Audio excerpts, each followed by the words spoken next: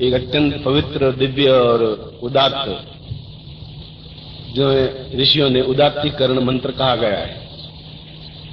और ये ग्रंथ अपने आप में लुप्त हो गया। शंकराचार्य के शिष्य तक तो रहा, पुष्पदंत तक तो रहा, मगर उसके बाद में वो ग्रंथ लुप्त हो गया, ग्रंथ मिला ही नहीं वापस।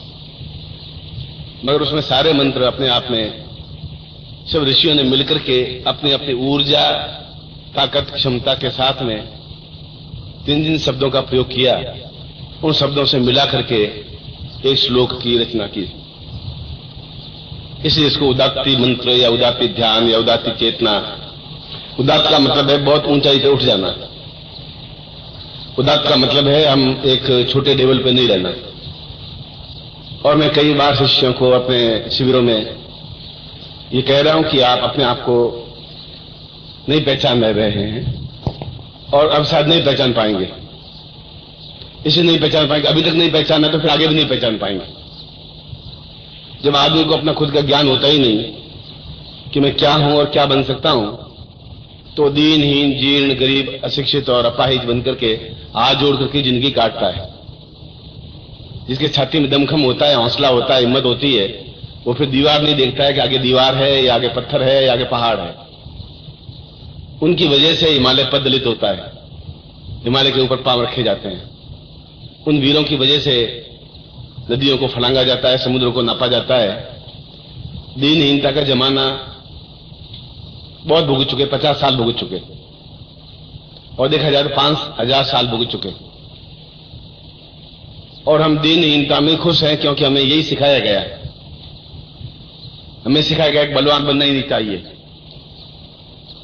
हमें सिखाया गया कि हम गरीबी अपने आप में बहुत बड़ा सुख है, क्षमा अपने आप में जीवन का आभूषण है। हमें बताया गया कि जैसे तैसे भी काम निकाल देना चाहिए, यह हमारे जीवन का स्वर्ग है। और धीरे धीरे हम उस स्टेज पर आके खड़े हो गए जहां के आगे अंधेरा कुआ है। हो जाए तो भगवान की इच्छा, नहीं हो जाए तो भगवान की इच्छा। न भगवान आपको पहचानता है, न आपको भगवान ने पहचाना, क्योंकि आपने भगवान को अपना परिचय देने की कोशिश ही नहीं की। कोशिश वीर और मर्द आदमी कर सकते हैं, कायर कुछ भी नहीं कर सकते। इस हमारा देश को कायर बना दिया गया, और देश किसी जगह को नहीं कहते हैं। आप लोग मिलकर के जो चीज बनती है उसको देश कहते हैं। आप सब लोग भारतवर्ष से निकल जाएं, देश खत्म हो जाएगा। देश को नई चीज, चिड़िया का नाम तो है नहीं, कहीं देश आके बैठ गया। आप इंडिविजुअल हैं, इकाई है, तो ये देश बनेगा। और इकाई टूट जाएगी तो देश अपने आप में टूट जाएगा। और युग ने अभी पिछले दिनों में 50 साल के बाद भी एक अंगड़ाई ली, करवट ली, क्योंकि हम साधक हैं, मगर नागरिक भी हैं, आर्यावर्ती हैं और भारतवर्षी हैं। और उन्होंने परमाणु विस्फोट किए।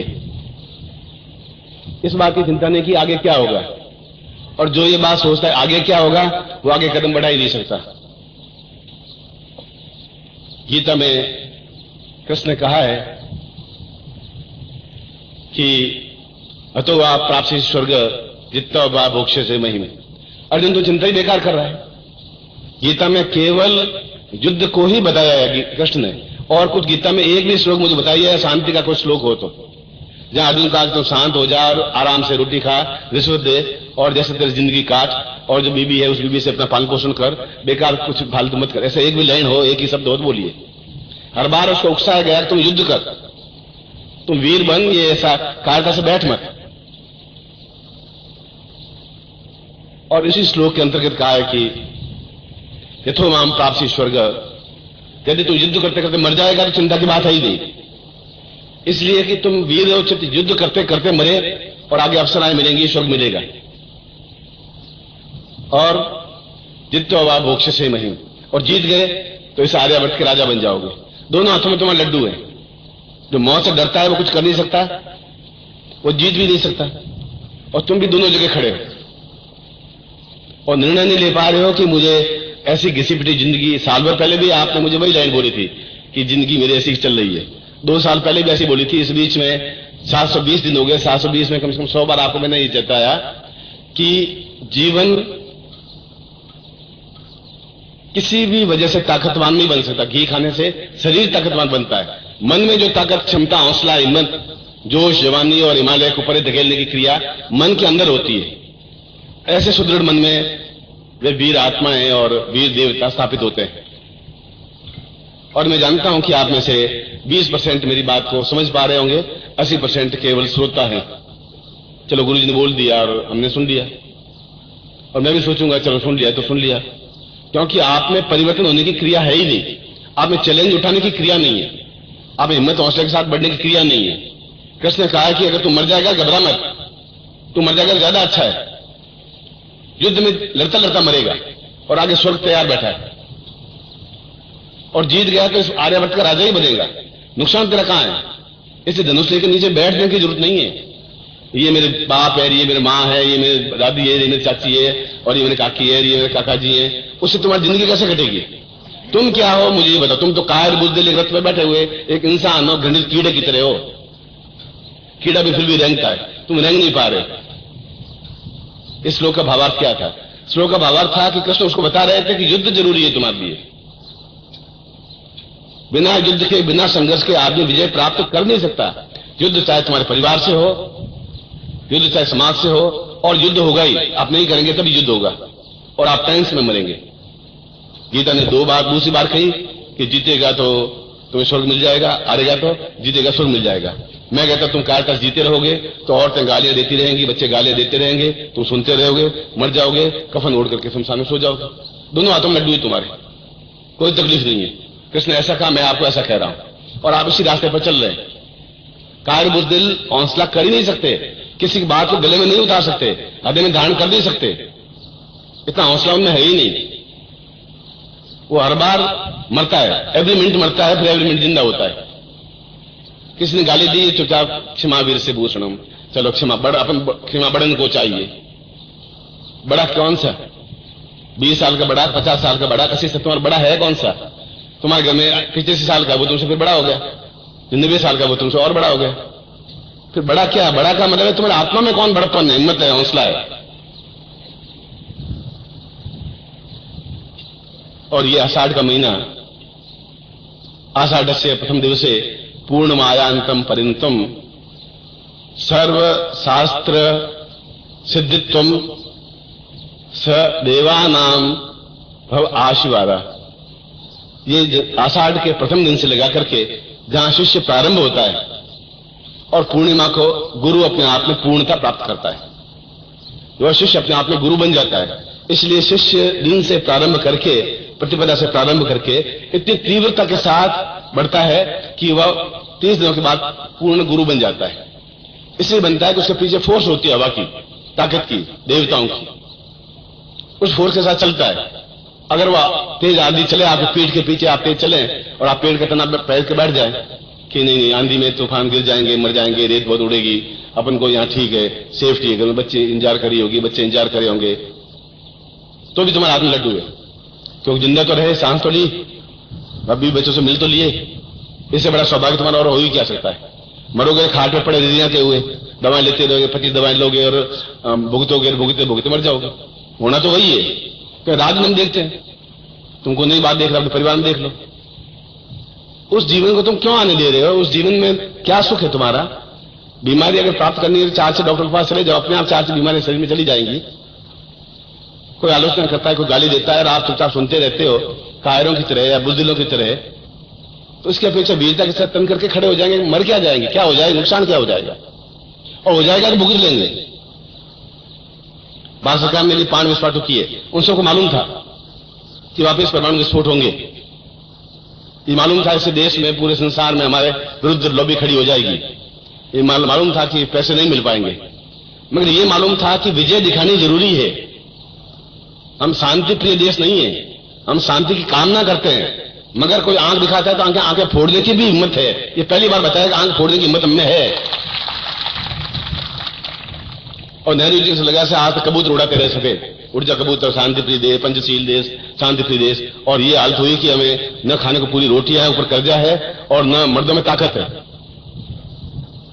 न हौसला है देश में, न हिम्मत है।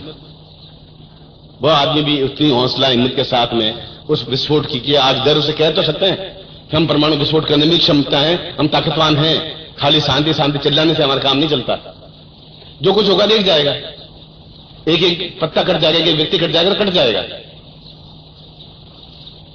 इसलिए पूरा हमारा धर्मशास्त्र युद्ध पर आधारित है, शांति पर आधारित है ही नहीं। आप यजुर्वेद से लगा करके शंकराचार्य तक एक भी लाइन बता दो जिसमें ये लिखा है कि शांतिम शांतिम, एक बता दो। और बुद्ध में आकर के वो बुद्धम शरणम गच्छामि, धम्मम शरणम गच्छामि, ओम शांति ओम शांति ओम शांति। और कुछ नहीं पहनना है, लंगोट पहननी है, कपड़े छोड़ दीजिए, ये छोड़ दीजिए। महावीर ने कपड़े भी छुड़वा दिए, बाल कटाने भी छुड़ा दिए। बस एक बात बता दी कि जो भगवान करेगा वो अच्छा ही करेगा। और भगवान अच्छा करता तब तक हम भूखे मरते ही क्यों? और भगवान फिर कौन सा है? गीता में कहा भगवान तुम्हारे कृष्ण दिल के अंदर है, अब वो कह रहे हैं भगवान कहीं बाहर है। अब दोनों में से एक गलती है, या तो वो लिखा हुआ वो गलती है, या तुम्हारे मन में भगवान है ही नहीं, यूं ही बैठे बैठे रो रहे हो, चीख रहे हो, भगवान अंदर ढूंढ रहे हो। पत्थरों में भगवान नहीं होते, मूर्तियों में भगवान नहीं होते। हाथ जोड़ने से भगवान पिघलते नहीं, हाथ तो पिघल जाते कभी के। 50 साल से आप देवी की आरती उतार रहे, देवी आपके सामने खड़ी हो जाती है। केवल आरतियां वो उतारते हैं जो अपने आप में कुछ नहीं कर पाते, कुछ नहीं पाते। वो हाथ जोड़ के खड़े हो जाते हैं कि बस मैं तो आपकी शरणागत हूं, आप जैसा चाहो वैसा करो। वो कहते तो भूखे मरो, और ज्यादा भूखे मर जा, और तुम घर आकर के फिर वापिस बस ऐसा ही है जो चल रहा था। इस बार खेती और कमजोर हो गई, 2 बैल मर गए, व्यापार में घाटा हो गया, लड़ाई झगड़े करने लगी, और हमारे 60 साल की उम्र के में 58 साल में मर गए। तुमने मृत्यु की कामना की है। जो ज्यादा याद करता है वो जल्दी पास में आती है। बार बार मृत्यु की याद करोगे, मृत्यु बहुत जल्दी पास में आ जाएगी। अब मरना ही है, अब मरना ही है, राम राम का नाम करोगे तो राम भगवान पास में आएंगे। मौत मौत याद करोगे, मौत पास में आ जाएगी। और तो मृत्यु का सोचते हैं भगवान इससे पिंड छूटे, मर जाए तो ज्यादा अच्छा है, इस गरीबी से छूट जाए, इस और से पिंड छूट जाए, ये पति इससे छूट जाए, हे भगवान तो मौत दे दे। और जितनी बार मौत मांगोगे उतनी बार मौत 2-2 फुट नजदीक आएगी और नजदीक मर जाएगी। और मरने के लिए तुम पैदा हुए नहीं, पैदा हुए ताकत के लिए, क्षमता के लिए। एक अकेले आदमी ने हिम्मत की देखा जाएगा, विस्फोट कर देंगे। जो संसार जो कुछ करेगा, क्या क्या संसार में वापिस जापान ने पूछे अनुदान वापिस दे दिया, अमेरिका ने वापिस जो अनुदान देनी थी वो वापिस दे दी, और वापिस उनको विश्वास हो गया ये है। अब अगर दूसरा कोई लड़ाई करता है, हम वापिस लड़ाई के लिए तैयार हैं। वो 2 मुक्के मारेगा, हम 5 मुक्के और मारेंगे, हमारे पास तो मुट्ठी में ताकत है। क्यों? हमारे पास तो एक देवता नहीं है, 33 करोड़ देवता हैं। लोगों के पास तो कोई ईसा मसीह है, कोई एक देवता पकड़ के बैठे हुए हैं। हम तो ये नहीं तो ये से हनुमान जी, नहीं तो रामचंद्र जी सही, बहुत सभी ताकतवान है, सभी के पास लड़ाई झगड़े तलवार कटार हैं। इतने देवता होते हुए भी, और देवता में से आप शुद्ध आयुध, मन में हिम्मत, मन में क्षमता। ये आषाढ़ के पहले दिन में शिष्य को गुरु क्या समझाता है, क्यों समझाता है? इसे समझाता, दिन तुम्हारे पास 30 है और तुम बिल्कुल एक व्यामूढ़ और गरीब और एक अपाहिज शिष्य बनकर के रह जाओगे। तुम्हें गुरु पूर्णिमा के दिन गुरु बनना है, उतना ज्ञान प्राप्त कर लेना है। इसलिए दोनों दिन आषाढ़ में रखे गए। जब मगधध्वज का पुत्र जरथुस्त्र कृष्ण के पास में गया और युद्ध, महाभारत का युद्ध हो रहा था भयंकर, अकेला व्यक्ति कम से कम 1000 व्यक्तियों को काट दिया 15 मिनट में। अर्जुन ने कहा क्या हो रहा है कृष्ण? उसने कुछ नहीं हो रहा है, आज सब समाप्त हो जाएगा, पांडव बचेंगे ही नहीं, बहुत ताकतवान है, बहुत क्षमतावान है। अकेला व्यक्ति 1000 व्यक्तियों को काट लेता है। शाम तो कब हो गया? अभी तो 11 बजे। आप उसका जोश, उसकी ताकत, उसकी क्षमता देखिए। सब सेनाएं स्तब्ध हो गई हैं, लड़ाई झगड़ा बंद हो गया, उसके युद्ध देख रहे हैं सिर्फ। तो देखा जाता है युद्ध, कायरता नहीं देखी जाती, बुद्धि नहीं देखी जाती। अर्जुन को भी सोचने की मजबूर होना पड़ा, कृष्ण को भी सोचना पड़ा कि क्या करें। बलवान की सभी जगह क्षमता होती है। उस जरथुस्त्र को पास में बुलाया कृष्ण ने युद्ध में। उसने कहा तुम भीम के पुत्र हो, मगधध्वज के पुत्र हो, मैं तुम्हें जानता हूं। और भीम, हम 5 पांडवों में से, उसका बेटा मगधध्वज, उसका बेटा तुम जरथुस्त्र, ये इतना क्या कर रहे हो? उसने कहा मैं कुछ नहीं चाहता हूं, युद्ध चाहता हूं। युद्धम देहि, देना है तो युद्ध दीजिए, बातों से मुझे मत फुसलाइए, सामने आके खड़े होइए। ये बातें बहुत हो चुकी, मैं महाभारत में बहुत चुका। तो उसने कहा इसमें तो खुद हो रहा है, तुम पोते हो। उसने कूटनीति का काम दिया, क्या हूं उसको साबुन से थोड़ी धुला जाता है, और दादा की आज्ञा मानना जरूरी है। ये नैतिक मर्यादा नहीं है, ये नैतिक मर्यादा है। तुम नैतिक मर्यादा छोड़ के युद्ध करो, हम तैयार हैं, या फिर मेरी बात नैतिक मर्यादा की मान लो तो मैं तैयार हूं। उसने कहा आप कहिए, मैं पहली बार आपकी बात मानने को तैयार हूं। उसने कहा मैं गर्दन तलवार से तुम्हारी गर्दन काटूंगा और तुम्हें समाप्त करूंगा। अगर युद्ध तुमने मांगा है मैं युद्ध दूंगा, पर तुम्हें मरना पड़ेगा और कोई चारा नहीं। अब उसको ये मालूम नहीं था कि कृष्ण इतना सारा मैं खेल खेल लेंगे।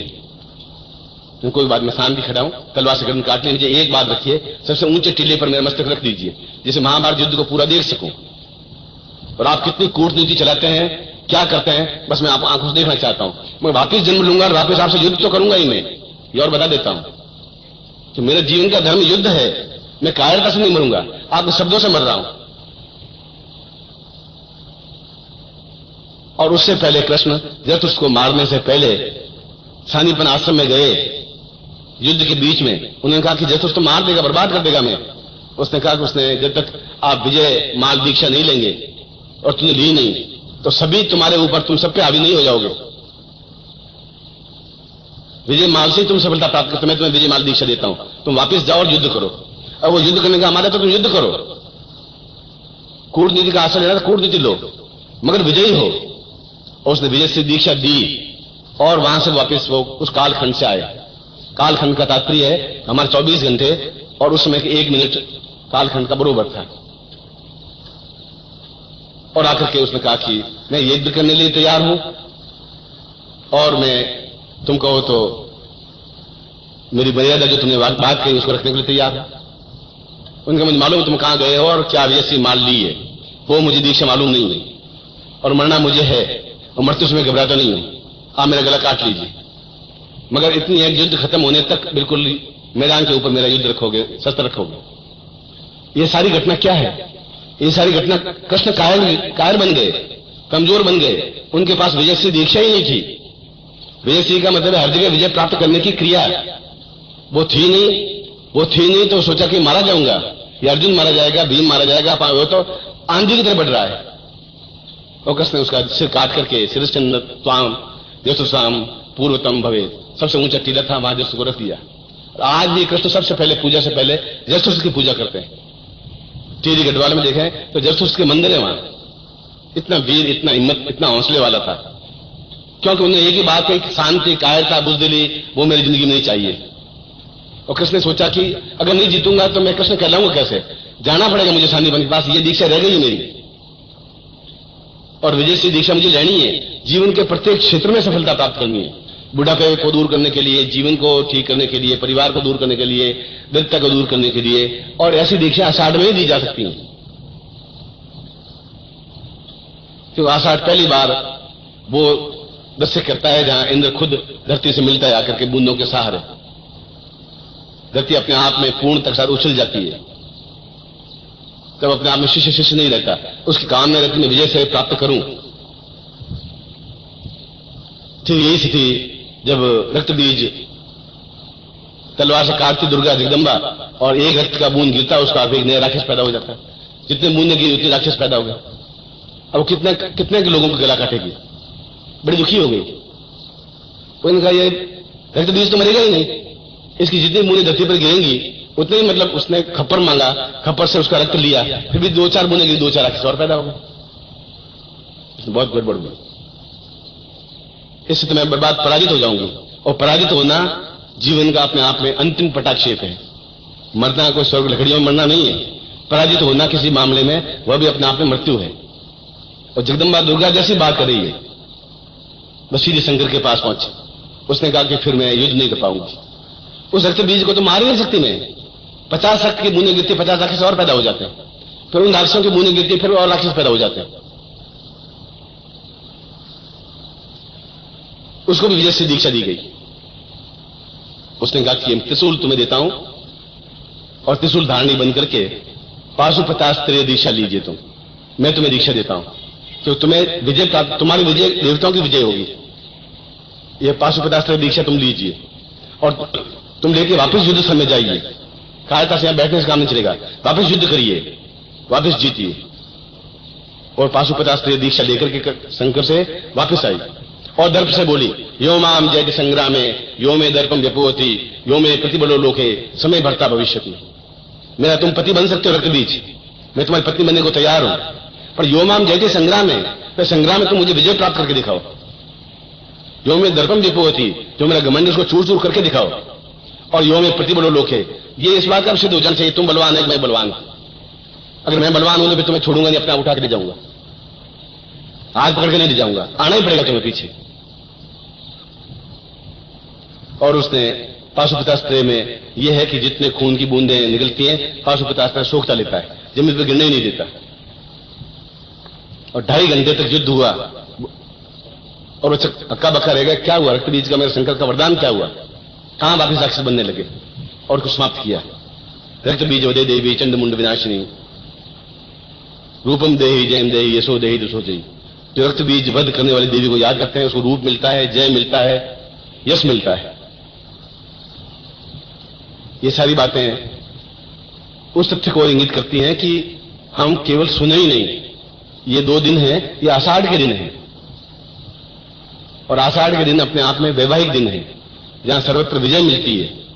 और कई वर्षों से ये स्थिति चलती आ रही है, कोई पहली बार तुम और हम पैदा नहीं हुए, पहली बार हम तुमसे नहीं मिले। जो दिन का उपयोग नहीं कर सकता वो कुछ कर ही नहीं सकता, जो समय का उपयोग नहीं कर सकता वो नहीं कर सकता।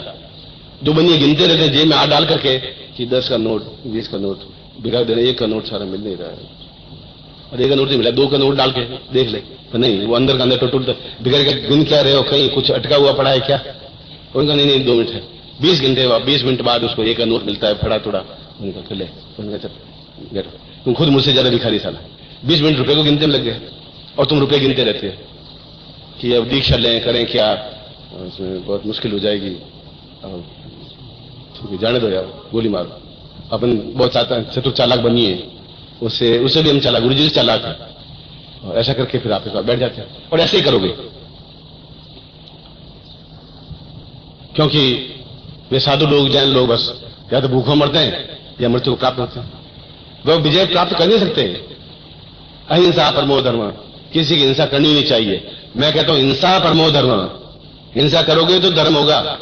बस ये जमाने चले गए उस समय कि वो मारे और आप हाथ छोड़ के वो कहे ईसा मसीह 1 थप्पड़ मारे तो दूसरा गाल भी सामने कर दो, काय के लिए कर रहे, 5-6 थप्पड़ और मारे उसको साला याद ही रहेगा जिंदगी भर, वापिस गाल सामने कर ही नहीं। हम ऐसी कायरता से जिंदगी जिए ही क्यों, बहुत जी चुके तुम जिंदगी। उस प्रकार के स्त्री में वह पाशुपतास्त्र दीक्षा इन दिनों में ली जाती है, आषाढ़ में। चाहे अगर आपके माघ महीने में माइंड में आया हो तभी दिवस इन दिनों में दीक्षा ली जाती है। हर एक दिन का समय होता है, आज दोपहर का टाइम है तो दोपहर का टाइम है, 5 बजे दोपहर का टाइम नहीं होगा, संध्या काल होगा, उसमें हिसाब गणित नहीं होती है, या तो इस पार या इस पार। जिंदा रहेंगे तो यश मिलेगा, उस जगह पहुंच जाएंगे, मर जाएंगे तो भगवान के देवताओं के गुरुदेव के चरणों में है, पहुंच जाएंगे स्वर्ग में भी, पर एक जगह खड़े नहीं रहेंगे कायरता के साथ। इस बात पत्रिका में छपा है, हमने भी परमाणु विस्फोट किया है अध्यात्म का, तुमने लोगों को मारने के लिए किया है, हमने लोगों को जिंदा करने के लिए किया है। ये पत्रिका में हेडलाइन है। बहुत विखंडित हुआ 81 में, ये तो अब किया हमने 81 में कर दिया था परमाणु विखंडन, और ये परमाणु विखंडन के टुकड़े मेरे पास में है, और एक टुकड़े में भी इतनी ताकत है, क्षमता है। ये दोनों स्थितियां इस बात को सूचित करती हैं कि आप तमाशबीन नहीं है, और तमाशबीन हो तो बाहर एक बंदर लिए हुए लड़का खड़ा है, रखा है, छोड़ देगा, 5 रुपए दिए, मैं भाई कुछ तमाशबीन हो तो तुम आगे डुगडुगी बजा करके बंदर को नचा देना। तो हमारे से खुश तो हम इतना दूर से आए, क्योंकि उनको दीक्षा की जरूरत नहीं, उनको गुरु पे भरोसा नहीं, अपने आप पे भरोसा नहीं, तो बंदर पे तो भरोसा होगा ही होगा। तुम ऐसा कर दो। ये मध्याह्न काल है, और मध्याह्न काल को अभिजीत मुहूर्त कहते हैं। अभिजीत मुहूर्त उसको कहा जाता है जिसमें मुहूर्त देखना ही नहीं पड़ता। अभिजीत जीवन के प्रत्येक एस्पेक्ट में जीत होने की क्षमता है, इसलिए अभिजीत मुहूर्त को सर्वश्रेष्ठ मुहूर्त कहा गया है, क्योंकि वो 27 नक्षत्रों में नहीं है, मगर उसको श्रेष्ठ मुहूर्त कहा गया है। तो ये दोनों उदाहरण कृष्ण को भी एकदम से तक करके जाके अपनी दीक्षा लेनी पड़ी, दुर्गा को भी, जगदम्बा को भी दीक्षा लेनी पड़ी, पाशुपतास्त्र दीक्षा, और उसको विजय से दीक्षा। और जब विजय मिल गई तो प्रत्येक क्षेत्र में मिल गई विजय। कोई ताकत शरीर में नहीं, परिवार में, पड़ोस में, धर्म में, कर्म में, पैसों में, यश में, प्रतिष्ठा में, सम्मान में, सब में। आप कह रहे हो कि मैं दीक्षा ली, हुआ तो कुछ नहीं। आप ली दीक्षा, इसमें कोई दो राय नहीं। आप उसको पचा नहीं पाए, 10 लगती गई तो ताकत शरीर में रस बनेगा कहां से? क्योंकि जाकर के तो आप मतलब दूसरे इशारों में बैठते हैं, मेंटली तुम्हारा दूसरा होता है, दीक्षा लेते समय तुम्हारा मानस दूसरा होता है, कभी तुम बनिया बनते हो, कभी शूद्र बनते हो, कभी वैश्य बनते हो। ब्राह्मणों से कर्तव्य नहीं है तो माचिस एकदम आग लगा झोंपड़ी में परशुराम की तरह कि आग, चलो झोंपड़ी की जरूरत नहीं मुझे, ये लंगोटी बहुत है। उनके नाम हमें याद है, आपके नाम हमें याद नहीं रह पाते। इसलिए मूर्त ये 5 बजे तक है, अभिजीत मूर्त। और आज का दिन, आषाढ़ का दिन अपने आप में अत्यंत श्रेष्ठ है। और दोनों दीक्षाएं यहां पर आज और कल, क्योंकि आप प्रयोग ज्यादा नहीं कर सकते, मैं जानता हूं, मगर मैं ये जानता हूं कि तुम ऐसे व्यामूढ़ और कर्तव्यहीन अर्जुन की तरह पाल की पटक करके, सिर पटक करके बैठ जाओ, ऐसा भी नहीं चाहता हूं। तो उठना है और लड़ना है, मर जाना है तो कोई बात नहीं, जीत जाना है तब भी तुम दोनों तुम लड्डू तुम्हारे, और मर नहीं सकते नहीं तुम, कि मैं तुम्हारे पास में खड़ा हूं, तुम्हारे पीठ के पीछे खड़ा हूं, मरोगे कहां से, मौत आएगी कहां से, मौत नहीं आ सकती। मगर यदि कहते मरना भी ठीक नहीं है, गोलियों की मुट्ठी पर ले रहे हो और पानी पी रहे हो और इधर टसक रहे हो इधर टसक रहे हो, ये भी जिंदगी नहीं है। जिंदगी ताकत की, क्षमता की, हौसले की, हिम्मत की, बहादुरी की, और बहादुरी घी खाने से और पनीर खाने से नहीं मिल पाएगी। वो तो अंदर एक ज्वाला पैदा होगी, अंदर एक आग पैदा होगी, चैतन्यता पैदा होगी, वो सबको भस्म कर सकती है। विष्णु का 30 नेत्र अपने हृदय में है, शिव का 30 नेत्र मस्तिष्क पर है, विष्णु का 30 नेत्र हृदय में है, और उस 30 नेत्र से वो सब कुछ इस पूरे परिवार का पालन पोषण करता, संसार का। वह नेत्र तुम्हारा जागृत हो, और जागृत होगा उन दीक्षाओं की वजह से, क्योंकि तुम नहीं कर सकते, वो तुम वो संभव नहीं है। जब तुम्हें सही तरह से ज्ञान नहीं है, नहीं ज्ञान है, तो दीक्षा के माध्यम से होगा, या साधना के माध्यम से, या 2 साल साधना करें, मत करें, हम गणित नहीं करें, हम सफलता पाएं, इस श्रेष्ठ मूर्ति का उपयोग करें, सही ढंग से करें, उसमें गणित नहीं करें। बनिया आप 2 दिन छोड़ दीजिए, बनियापन में 2 दिन दीनता भी दिखे छोड़ दीजिए, ये सूर्यपन भी दिखा छोड़ दीजिए, मैं दीन हूं, मैं गरीब हूं, मैं अपाहिज हूं, मैं निधन हूं, मेरे पास तो कुछ है ही नहीं। युद्धम देही, हर क्षेत्र में एक ही बात, क्या तुम्हारा अवसर करेगा, कौन क्या कर पाएगा, क्योंकि तुम्हारे पास तीसरी आंख है, शिस्त आई है, तो तुम्हारा बिगाड़ नहीं सकता, और बिगड़ नहीं सकता, और बिगड़ जाएगा तो क्या हो जाएगा, जाएंगे 10-15 हजार रुपए, इतनी तो बात होगी, जाने दीजिए और कमा लेंगे। गुरु जी 15 हजार रुपए में डूबे, आप उपाय कर लीजिए, 15 हजार रुपए कमा दीजिए, नहीं तो मैं कमा देता हूं, वचन देता हूं तुम्हारा, मेरे पास रास्ते हैं। अगर पैसे तुम्हारे बनने के लिए बहुत अच्छी है तो ये सबसे अच्छा रास्ता है। और दीनता सूर्य दिखाते हैं, मैं बहुत गरीब हूं, अपाहिज हूं, मर रहा हूं, भूखे मर रहा हूं, और मेरे पास खाने की रोटियां नहीं है, और 100 रुपए कर्जा दे दीजिए, और वो कहते हैं मैं 100 नहीं दे सकता, और तुम उसी से मरते हो, एक बार उधार मिला ही नहीं, फिर दूसरी बार वापस पैदा, फिर मरते हो। ऐसी जिंदगी जी क्यों रहे हो? उसने मुझे शर्म मारी, तुम मेरे शिष्य हो, इसलिए न तुम्हारे पास मौत आ सकती है, न हानि आ सकती है, और न पराजय आ सकती है, आ ही नहीं सकती अगर इन आषाढ़ के दिन का उपयोग करें। मैं अभी 2 दीक्षा आपको बता रहा हूं, 2 दीक्षा के बाद तीसरी दीक्षा और शाम को बताऊंगा, और कल का और प्रोग्राम को मैं समझाऊंगा। इसलिए पूरी क्षमता के साथ आप सहयोग करेंगे तो मैं आपके साथ में हूं, आप सहयोग नहीं करेंगे मैं आपके साथ में नहीं। आपका मेरा संबंध आपको ऊंचा उठने के लिए है, ये संबंध नहीं है कि मैं आपके साथ रोटियां खाऊं और खिलाऊं, मैं तो प्यार करूं तो मुझे प्यार करो, मैं आपके गले में बाहर डालूं और गप्पे मारूं, मैं ऐसा मेरा संबंध नहीं है। आप मेरा संबंध है कि आप जिस जगह खड़े हैं वहां से बहुत उछाल मार के ऊपर खड़े हो जाए, ये संबंध है मेरा, और वो संबंध नहीं रह पाएंगे, तुम बेकार मैं अपनी जगह हूं, वैसे मत बनिए। जीवन को हिम्मत हौसले के साथ में उन दीक्षाओं को लीजिए जो उन देवताओं तक को लेनी पड़ी, युद्ध रोक करके, युद्ध का महाभारत का युद्ध को एक क्षण के लिए रोक करके जाके दीक्षा लेकर आए, विजय से दीक्षा, एकदम आपको युद्ध रोक करके जाना पड़ा रुद्र के पास, मुझे विरूपाक्ष त्रिशूल दीजिए जिससे मैं रक्त बीज का वध कर सकूं। और आज भी जगदम्बा पूज्य है, आज भी कृष्ण पूज्य है, और आज भी आप पूज्य हैं। यदि आप में दर्द, यदि आप में बल, यदि आप में ताकत, यदि आप में क्षमता, यदि आप में हौसला, यदि आप में हिम्मत, और यदि आप में पूर्णता की क्षमता हो, और पूर्णता क्षमता होती है, धोती कुर्ता उतार के फेंक देते, लंगोट उतार के फेंक देते, कुछ चाहिए नहीं, जो चाहिए वो ज्ञान चाहिए, ये सब छोटी चीजें मिल जाएगी वापिस। ये कपड़ा फट जाएगा शाम खरीद देंगे दूसरा, ज्ञान नहीं मिल पाएगा, आषाढ़ महीने वापस नहीं आ पाएगा, गुरु सामने नहीं होंगे, इतनी उच्च कोटि दीक्षा जो कृष्ण और जगदम्बा लेती है वो नहीं मिल पाएंगे। अब तुम्हारे हाथ में खेल है, क्या आप ऐसे जैसे पैदा हुए वैसे रहना चाहते हो? बहुत अच्छा है, मुझे थोड़ी आंतरिक करनी पड़ेगी कि मेरे लड़के अपने आप में कार्य बुद्धि पैदा हुए, उम्मीद है कि मुझे ऐसे, और वीरता के साथ अपने आप पैसे को ऊंचा उठा करके कृष्ण और जगदम्बा की तरफ पूजी जाए, तो एक मन में हौसला हिम्मत होगा कि लड़के हैं, हिम्मत है और ये कर सकते हैं। आप ऐसा करें, मैं आपका आशीर्वाद देता हूं, और पूर्ण क्षमता के साथ जो कहा है उनके एक शब्द को पीजिए और इन्हें उतार के उसको कार्यान्वित कीजिए। खाली पीने से और सुनने से श्रोता आप मेरे नहीं है, आप साधक हैं, और साधक का मतलब गुरु ने कहा और उसने किया, उसके लिए एक घटना घटती नहीं है कि 1 बार कहें, 2 बार कहें, 4 बार कहें, मैं कहता ही नहीं हूं, मुझे उसकी जरूरत है ही नहीं। तुम्हें बहलाने की, फुसलाने की, तुम्हारी चमचागिरी करने की मुझे क्षमता नहीं है। या तो आप युद्ध करके मरिए, या फिर मतलब जिंदा रहिए, ताकत के साथ जिंदा रहिए, और मुझे समझ में आएगा कि आप इन दोनों दिनों का जो अपने आप में महत्वपूर्ण दिन है, आज भौम दिवस है, युद्धम का दिवस है, लोग आलोचना करेंगे कि आप युद्धम देही का एक नया कोर्स दे दिया है। मैं कह रहा हूं अब जरूरत पड़ गई है शिष्यों के लिए, अब युद्धम देही ही जरूरत है, अब शांति देही की जरूरत नहीं है, बस वो समय बीत गया। जो बाधाएं आएंगी, अड़चनें आएंगी तो देख लेंगे, अड़चनें हमारे सामने आएंगी, गवर्नमेंट के सामने अड़चने आ रही है, वो कह हम पैसा बंद कर देंगे, वो हम कैसा कर देंगे, वो चीन के नाम ना कर देंगे, कर लीजिए। जो बच्चे कुछ हैं वही बहुत है। सैकड़ों हिंदुओं को काट दिया गया, कौन से हिंदू समाप्त हो गए, कौन से मुसलमान समाप्त हो गए? समाप्त तो हम होंगे नहीं। इसलिए जो है वो अपने आप में देवताओं की श्रेणी में आ जाए और आएंगे इस आत्मज्ञान के बल से और इन केवल दीक्षाओं के बल से। दूसरा रास्ता तुम्हारे पास कुछ है ही नहीं। और मुझे विश्वास है कि आप मेरी बात को हृदयंगम धारण करते हुए और क्षमता के साथ कार्यान्वित करेंगे। फिर मैं इन बीच में दो दीक्षाएं हो जाएंगी। फिर शाम को अगर आपके विचारधाराओं को मैं बैठे बैठे पढ़ूंगा ठीक होगी तो जरूर आ जाऊंगा। मैं आपको आशीर्वाद देता हूं। कल्याण कामना।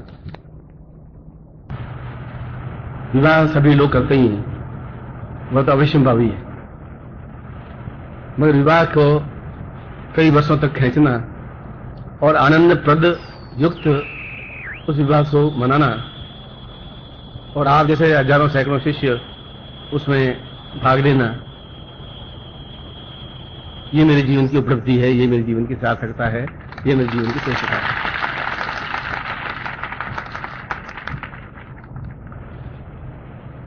कल का दिन और आज दोपहर का दिन हमने साधना विधि में अपनाया, जो कि हमारे जीवन का पाथेय है, जो कि हमारे जीवन का रास्ता है। उसे भी श्रेष्ठतम रास्ता ये होता है कि ये मैं जो कार्य कर रहा हूं, इस कार्य को आपके सार्वजनिक रूप से करने की मुझे जरूरत नहीं है।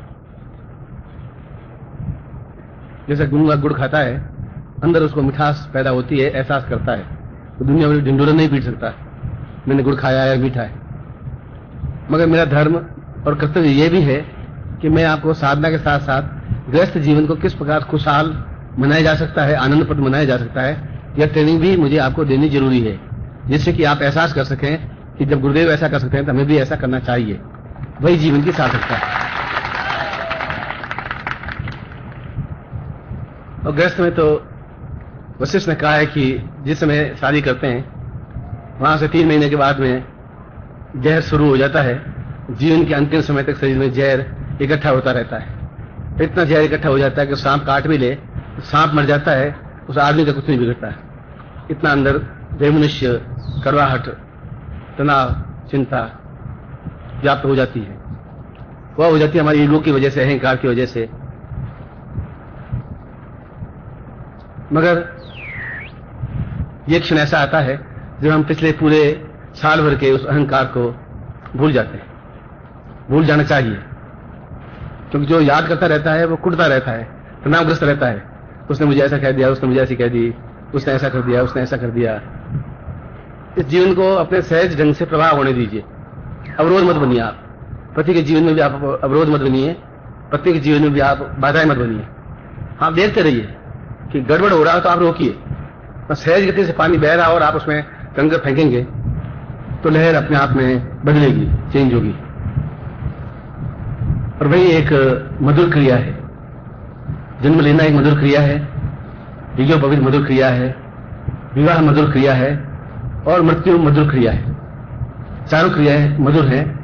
जो तो 1600 संस्कार कहे गए हैं, 16 संस्कार कहे गए हैं, इसमें 4 महत्वपूर्ण है।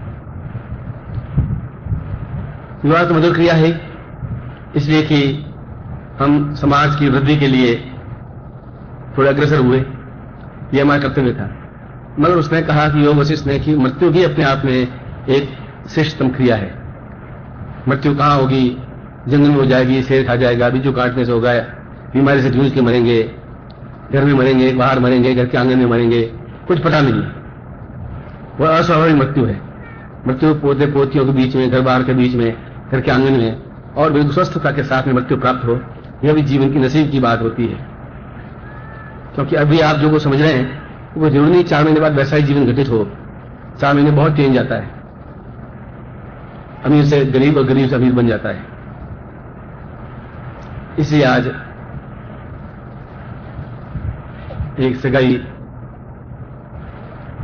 ये विवाह रस्म, इन 16 संस्कारों के बीच में एक संस्कार, अग्नि की प्रदक्षिणा, अग्नि की साक्षी में प्रश्नोत्तर,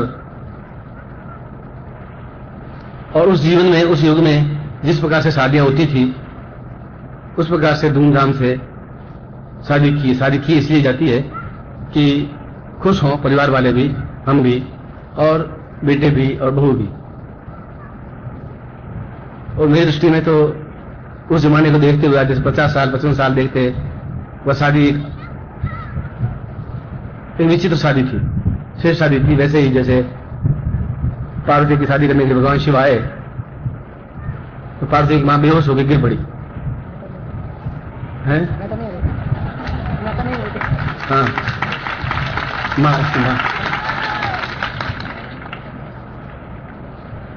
मां बेहोश होकर गिर पड़ी तो उन्होंने कहा कि थोड़ा होश में आई। भाभी ने कहा क्या हुआ, तुम क्यों रो रही हो, उदास क्यों?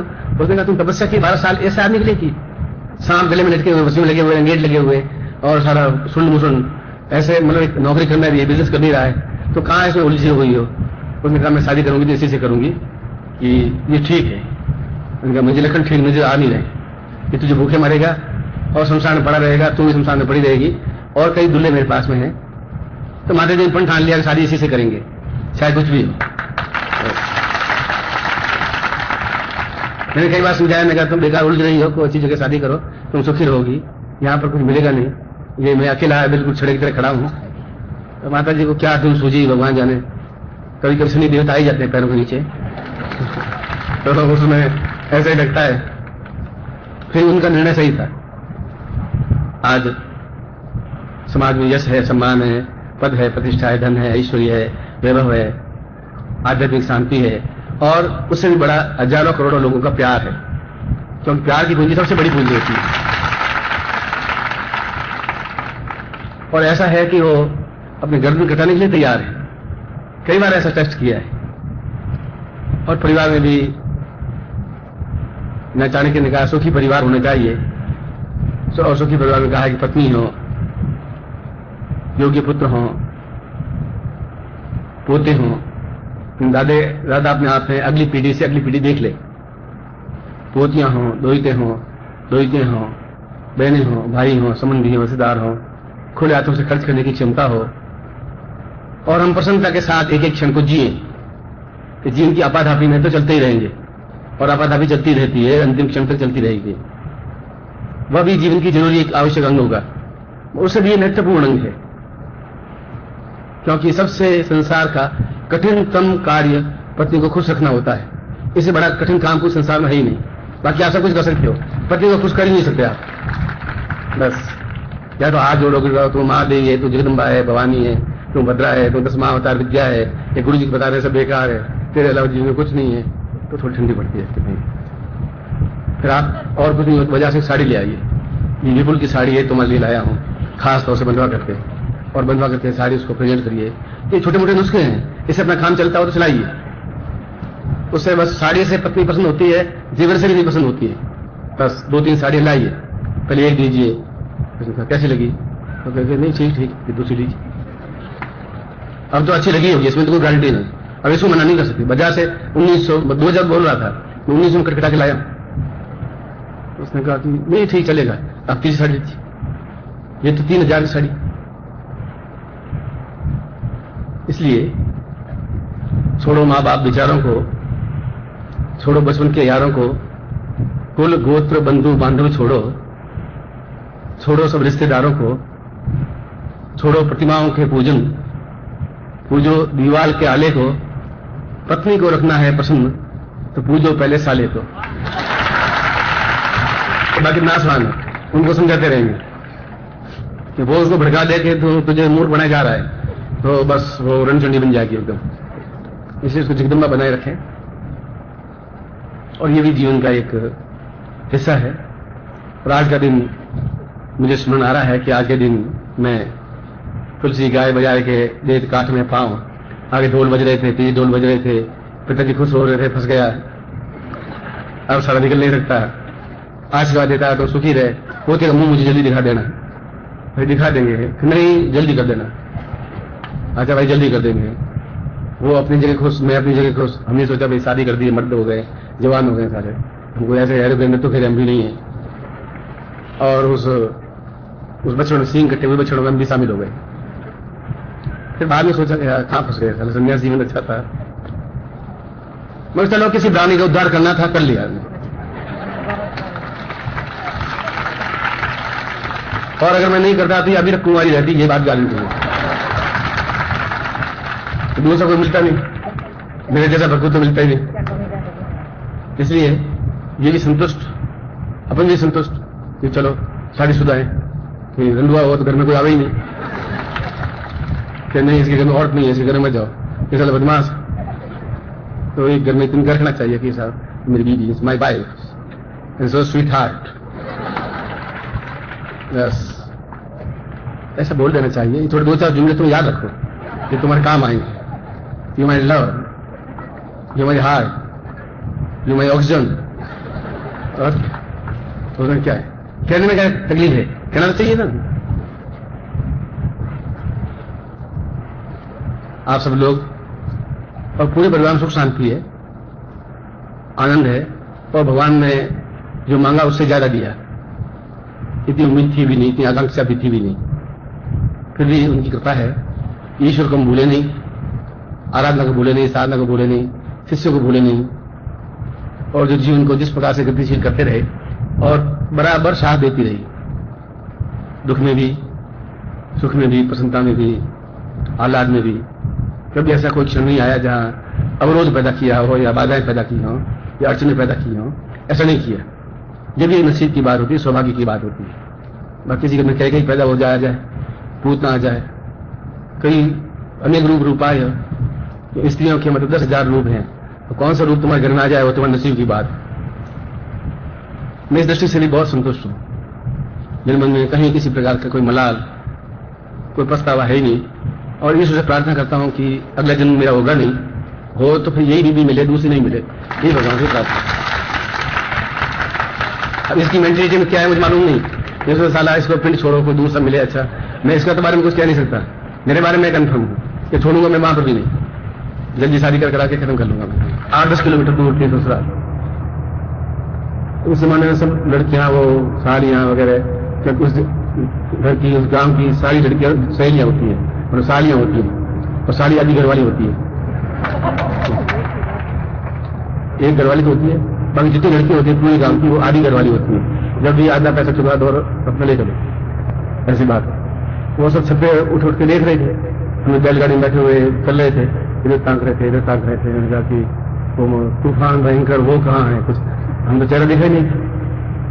शादी के खैर फिर फेरे खाए, अग्नि के 4 फेरे खाते हैं, और उन्होंने कहा कि तू ध्यान रखना। वो पंडित कहता है ध्यान रखना, पंडित को मंत्र सही आवे नहीं, वो अनसंत बोले, मुझसे रहा जावे नहीं कि मुझसे ज्यादा पढ़ा लिखा। अब वो मामला कसल 1-2 मंत्र तो सुने, मेरी सारी सिर पर जिंदगी में लड़ाई झगड़ा होगा, मंत्र ही सही नहीं है, देवता कहां से आएंगे। मैं विजय जी आप बैठ जाए, मैं शादी खुद ही करूंगा। क्यों, कोई गड़बड़ कुछ नहीं हुई, अब मुझे आप करने दीजिए। ऐसा कभी होता नहीं है, नहीं होता वही मुझे करना है, होता है वो तो करना ही नहीं है। फिर शादी की मैं ही मंत्र बोलता, मेरा दुल्हा हाथ में जल ले, फिर हाथ में जले और फिर मंत्र पड़े, और दुल्हन के हाथ में जल दे, हाथ में जल दे, और फिर वो ऐसा करे। पूरी शादी मैंने कंप्लीट करवाई। पिताजी ने गाँव वालों ने कहा कि ये पहली बार ऐसा हो रहा है, बस ये लास्ट बार मेरे ऐसा होगा, उसके बाद में किसी की हिम्मत पड़ेगी। और दूसरी शादी मुझे करनी नहीं है, एक बार मैं तो कर ली सो कर ली। शादी पूरी हो गई, शादी पूरी हो गई। तो शादी के दूसरे दिन हमारे राजस्थान में, हमारी जाति में दुल्हन को अपने बाहों में उठा करके 4 फेरे खाते हैं। पहले तो पैदल खाते हैं 4 फेरे शाम को, तो दूसरे दिन उठाते हैं पूरी दुल्हन को, और उठा करके। आजकल तो क्या है कि दुल्हन भारी होती है तो अग्नि के अंदर पटक देते हैं डर से, आराम सारे दुखी कर। तो मेरे बड़े बाप से हिम्मत रखना, हिम्मत रखना। मैं कहा हिम्मत क्या रखे, चुईया जैसी तो है, मेरा शरीर लाल और कितना ये यहाँ कुछ करे, अब उसमें हिम्मत नहीं तो कमर बांध दे, तो मजबूती से कमर बांध दे। मेरे लाओ कमर बांध दे, कमर बांध दी, उसको उठाया। तो सही जैसे समझा देती है तो उठना मत, पकड़ में रहना, एकदम उसकी अकल ठिकाना आएगी। मैं आदमी पिन लगा रखी थी एक, तो पहले से भी ध्यान था, जो थोड़ा उठी नहीं तो पिन लगाया, फट के छूट पिन बात नहीं हुई। क्या दुल्ला बहुत ताकतवान, दुल्ला बहुत ताकतवान। मैं ताकत तो नहीं, टेक्निक है, उसकी चिंता छोड़ो। तो दुबली पतली है, मोटी होती तो भैंस होती तो उसको भी उठा देता, वो कोई बड़ी बात नहीं। शादी के बाद विदाई समारोह होता है। विदाई समारोह में फिर वो लड़की रोए या नहीं रोए, तो सबसे गले मिलकर रोती है, दादा से, बाप से, भाई से, बहन से, सहेलियों से, सखियों से। आगे वो दुल्ला वो दुपट्टा पकड़े हुए ठूंठ की तरह खड़ा, अब वो न तो ले, अब एक से गले मिले, दूसरे गले मिले। गांव में मतलब कोई 40 सहेलियां, अब एक 5-5 मिनट भी लगाए तो 4-5 घंटे। अब मैंने दुपट्टे से 2-3 झटके में दिए। मैंने कहा भाई घर जाना है यार, ये हो गया खेल खत्म। तो वो कौन समझे, वहां तो मतलब घूंघट निकाला हुआ एक हाथ का। फिर दादी ससुर आए, लास्ट में दादी ससुर आते हैं, तो वो सभी भेंट देते हैं, कोई रुपया, कोई सोने का सिक्का, कोई जैसी हैसियत होती है वो देते हैं। तो उन्होंने भी अपने अंटी से, एकदम से धोती पहनते थे, अंटी से गठड़ी निकाली, गठड़ी की एक पोटली खोली। मैं खड़ा खड़ा देखता रहा, मैं रुपये का सिक्का तो पूरा है। फिर उस पोटली को और खोला, फिर तीसरा खोला, फिर नीचे पटली तो चौथी, फिर 5वीं, फिर 6ठी। अब मैंने कहा खोलते खोलते कहीं इसके अंदर है भी कि नहीं है, 6 तो खोल दी है इसमें, 7 में। तो मैंने उनको धीरे से कहा कि कुछ हीरे जवाहर निकाल दे, तुम खड़ा रहो। बोला आप कर क्या रहे हो? कह नहीं, मैं लड़की को दूंगा, होती है मेरी, अब दो, मुझे कोई आपत्ति नहीं है, मगर ये पल्ले पे पहला खोले जा रहे हो, गठड़ी खोले जा रहे हो, कर क्या रहे हो? फिर बाहर गठड़ी खोली तो चवन्नी निकली है, लड़की को दी, लड़की रोने लगी गले में, मैं भी उसके गले में रोने लगा। मैं ये रोज अपन भी थोड़ा सा। दिवाली के समय चेहरा देखा होगा तो देखा होगा, तो मन में कविताओं के कई लड्डू फूट रहे थे, तो आधा है चंद्रमा, रात आधी, होने जाए मुलाकात आधी, क्यों टाइम 4 घंटे रहे, कुछ 14 का चांद हो या आफ्ताब हो।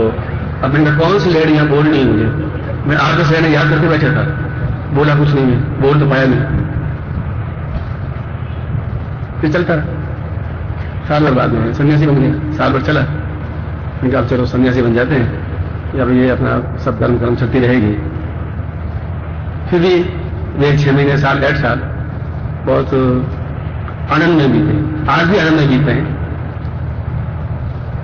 और जीवन का एक एडजस्टमेंट है, एक प्यार है, एक चलीगा है। उस चलीगे के साथ में पूरे जीवन को सही ढंग से गतिशील किया। और जो कुछ पूर्वजों का ऋण होता है, बेटे होते चाहिए, पोते होने चाहिए, ये पूर्वजों का ऋण है, देव ऋण है। उन देव ऋण को भी चूकता करने की कोशिश की। आप सब लोगों को अभी तक तो मैंने आपको कभी सौगंध दी नहीं। 2 तारीख 2 जुलाई, ये जून चल रहा है, आज शायद 2 या 3 तारीख। यहाँ मंदिर बनवाया मैंने, काफी खर्चा किया है, 15-20 लाख रुपए। उस मंदिर में आप सब लोगों को हर हालत में आना है, ऐसी मेरी रिक्वेस्ट है और ऐसी मेरी प्रार्थना है। चूकना नहीं है। दूसरी बार मैं तुम्हें आज्ञा दूंगा नहीं, हमेशा कहता हूं तुम्हारी जैसी इच्छा हो, जैसे एडजस्टमेंट तो वैसा कर लो, क्योंकि इसमें 1 तारीख को स्कूल खुलेंगी और 1 तारीख को रवाना होना पड़ेगा, 2 तारीख को फंक्शन है। अब 1 तारीख को कैसे निकलोगे? वो अपनी बीमार बन जाना, टाइफाइड हो जाएगा, कोई मलेरिया हो जाएगा, बीमारी कोई न कोई, तो आपके पास रास्ते बहुत है मुझसे, जो कुछ करने हो आप 1 तारीख को दोपहर को आ जाना यहाँ। तो वह एक देव ऋण है या पितृ ऋण है, वो देव ऋण है, देव ऋण को चुकाना है। और मनुष्य ऋण है कि प्रत्येक मनुष्य को हम शिक्षित करें। इसलिए पहले मैंने आपको कहा था कि मैं कई मंदिर बनवाऊंगा, कई जीर्णोद्धार करवाऊंगा, और एक बहुत सुंदर भगवान के पास मंदिर बना है, अब एक करीब कंप्लीट हो गया है। और उसमें जब आप आएंगे तो आपको एक बार एहसास होगा कि हम गुरुदेव के साथ में उनके ही पैतृक भूमि में उन देवताओं के दर्शन किए जहां गुरु जी बैठे थे, हम बैठे थे। मैंने कहा प्रत्येक शब्द, प्रत्येक ध्वनि इतिहास बनती है और इतिहास को मिटाना नहीं चाहिए। समय तो बीत जाएगा मगर इतिहास नहीं मिटेगा। जो कुछ भी घटनाएं जीवन में घटती है, घटती रहेंगी, आपके होने या नहीं होने से। आप हैं तभी दुनिया चलेगी, आप मर जाएंगे तभी दुनिया चलेगी। जीवन को एक आनंदप्रद जीवन कैसे जीना चाहिए ये सीखना चाहिए। इसलिए कहा कि गुरु कहे ऐसा मत करिए, गुरु करे वैसा करिए। गुरु कुछ भी कहे पर वो क्या कहना चाहते हैं, क्या करना चाहते हैं, कैसे करते हैं, किसी माहौल को कैसे परिवर्तित करते हैं, किस ढंग से गृहस्थ जीवन को भी निभाते हैं, किस ढंग से संन्यास जीवन को भी निभाते हैं, किस ढंग से एक मैगजीन को या कॉमर्शियल साइड को अपनाते हैं, ये सब भी तुम्हें देख लेना चाहिए, समझना चाहिए। और ऐसा होने पर जीवन में एक खुशहाली, एक प्रसन्नता, मधुरता, श्रेष्ठता आती है। ये शुरू के शादी के प्रारंभिक वर्ष थे। फिर जीवन में उत्थान आए, पतन आए। ऊंचाई तो बहुत कम आई, पतन ज्यादा है। हर बार तनाव, समस्याएं, बाधाएं। इसलिए कल की चिंता मत करिए, बीत गया वो खत्म हो गया। वर्तमान में हम जीवन में कैसे खुशियां प्राप्त कर सकते हैं उसको याद रखना चाहिए। इस जीवन की इस खुशी को, इस क्षण को हम कल के लिए और बर्बाद नहीं करते। फिर हमारा गांव और इंटीरियर में था जीजस, फिर वहां गए, फिर वहां रहे, फिर 2 महीने बाद पाकिस्तान हो गया। पाकिस्तान हो गया तो कंवरानी साहब यहां थी, कंवर साहब पाकिस्तान में थे। अब कंवर साहब मर गए, वो तो मर जाएंगे, अब क्या करें, 2 महीने का तो सुहाग। मैंने भी सोचा कि कम से कम उसको बचाना चाहिए। मेरे घर में मर्दान किए, बाकी वहां शादियां करने के लिए बहुत थी, कमी थी नहीं, और एक कर्तव्य था कि भाई उसको भी बचाना धर्म है अपना। तो वहां से 200 किलोमीटर पैदल रेगिस्तान में पार करते हुए यहाँ आए। यहाँ तो उम्मीद छोड़ रखी थी लोगों ने कि अब हिंदुस्तान पाकिस्तान में रोज लाशें इकट्ठी हो जाती है, बचेगा नहीं, और मैंने कहा मैं मरूंगा नहीं। मौत कई बार आती है तो मौत मेरे पास फटकती नहीं है, समय आता है, और समय की मैं चिंता करता नहीं। जो होना है मुझे एकदम ठोक के करना है। जो समस्याएं, बाधाएं, अड़चनें आएंगी वो तो पार्ट ऑफ द लाइफ है, वो तो आएंगी, आप चाहें या नहीं चाहें। फिर उन्होंने पढ़ाई की, शिक्षा की, साथ में रहे, और रही तो साथ में, पढ़ाई के टाइम भी साथ में रहे, और जीवन को अपने एक मजबूत इरादे से, मस्ती के साथ में ढाला, और इस गाड़ी को प्रसन्नतापूर्वक यहां तक ले आया जिसको 98 कहते हैं। और अभी 20-30 साल आपके साथ में हैं, तो उस बीच में कोई समस्या है नहीं। चाहते हैं कि ये जिंदगी ऐसी मधुरता के साथ व्यतीत हो, लड़ाई झगड़े नहीं हो। जब सहन शक्ति होती है तो लड़ाई झगड़ा नहीं होता है। सबसे बड़ा गुण ये, पत्नी कहे आप बोलिए मत, बस ये ब्रह्म सूत्र है जो जीवन का निचोड़ है 60 साल का। वो गए तुमने काम किया नहीं, तुम ठीक है, कल कर लेना, ये पूरा ध्यान रखना, और टाइम पे जाना। तुम 5 बजे रोज 5:30-6 बजे आते हो, ये गलती है। कल मैं 5 बजे घर में देखना चाहती हूँ, आओ बड़ी 7 बजे। हाँ बदली जानी चाहिए। पत्नी कहे वैसा करना नहीं है, बस हाँ भरनी है। ये दूसरी बात है, हाँ भरोगे इतना, कहे वैसा करोगे गुलाम हो जाओगे। 7 बजे 7 बजे तो तुम 7 बजे आए, 5 बजे कहा था 7 बजे। ऐसा फुसुड्डी अफसर है साला, न घर जाता है साला, रंडी मर गई उसकी। अब मेरे तो बीवी है और टेलीफोन है नहीं, मैं तो बहुत दुखी हूँ। कल मैं साफ सुना दूंगा नौकरी जाए, और मैं 5 बजे यहाँ रहूंगा, फिर नौकरी जाके बच्चे कैसे खाएंगे। तुम कहते लेट आओ, क्या करो, मैं तो फंस गया हूँ, और तुम सब्जी लेते आई नहीं, सब्जी के वापस जाना पड़ेगा, या तुम चली जा या मैं चला जाता हूँ। जितना दूर रहे अलाय बलाय से उतना ही अच्छा रहता है। बस इसलिए कान बहरे होने चाहिए। जिस पट्टी के कान बहरे हैं वो सदा सुखी। खड़गुगु मूर्ख पशु सदा सुखी पृथ्वीराज। एक गधा, एक उल्लू, एक मूर्ख, एक पशु, तो हमेशा सुखी रहते हैं। कोई कुछ भी गए, कोई डंडा, कुछ नहीं, बस ठीक है। तो सबसे अच्छी है, श्रेष्ठ है। तुम्हारे जैसे देखी नहीं, बहुत ढूंढा, वंडरफुल वंडरफुल, बस। तो तुम्हारे जैसा कोई चीज बनी नहीं अभी, भगवान ने बनाई नहीं। 2-3 संडे साथ में आ गए होंगे तो जो बनाया होगा। क्या मक्खन मत लगाओ, मक्खन लगाओ, मक्खन अमूल का थोड़ी लगा रहा हूं, ये तो मिक्सअप मक्खन है, लगा रहे हैं। ये भी करना चाहिए पतियों, और पत्नी को चाहिए कि मार उसके गोदे करते रहना चाहिए, चाहे वो सांस नहीं मिले। ये पत्नी की तरह है, कोई की गलती उसकी निकालनी चाहिए। नहीं निकालोगे तुम्हारी विशेषता क्या कहलाएगी। नहीं जुगती, कुछ नहीं हो तो आप एकदम बेहोश हो गए। वो आपको आता ही, वो पंखा चले, हवा करे, कुछ भी करे, दूध गरम गरम दूध पी ले, कोई केसर इलायची डाली हुई है तो क्या, तो ला पी लेती, पीने के बाद वापस बेहोश हो जाऊंगी, खालिश दूध नहीं पीएंगे। ये तो एक एस्पेक्ट लाइफ का है, जीवन का एक हंसी खुशी का प्रमाद है, मस्ती है। एक भजन अपन, एक संगीत और सुन लेते हैं, फिर मैं उपसंहार में आपको बोलेगा।